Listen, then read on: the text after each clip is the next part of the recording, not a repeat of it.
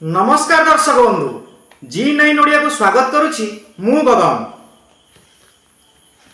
Mobile माया रे भारतीय महिला पुरुषों तुलन में व्यवहार करुछंती अधिक इंटरनेट सोशल मीडिया रे बिताउछंती अधिक समय।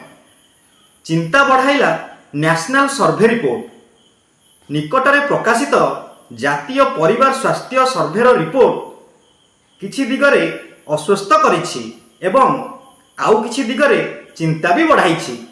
भारतीय महिलांक अर्थनीति और सामाजिक स्थिति रे गोटे बड़ परिवर्तनर संकेत देखिबाकू मिलिछि।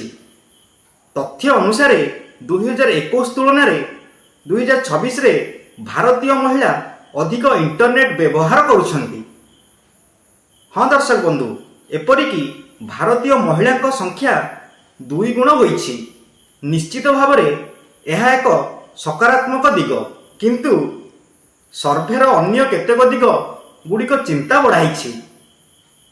स्वास्थ्य रिपोर्ट अनुसार इंटरनेट व्यवहार करुथुवा महिला हार 2019-2021 मध्य 33.3% थिबा बेले 2023-24 अवधि यह 64.3% को वृद्धि पाई।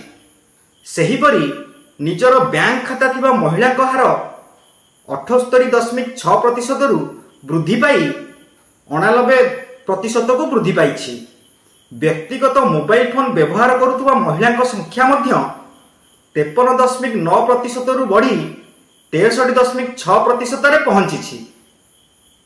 एही परिसंख्यान दर्शाउछि जे भारतीय महिला माने अधिक समय मोबाइल रे बिताउथिले भी आर्थिक एवं डिजिटल स्तर रे अधिक स्वावलंबी हेउछंती। Bureau report G9 Odia.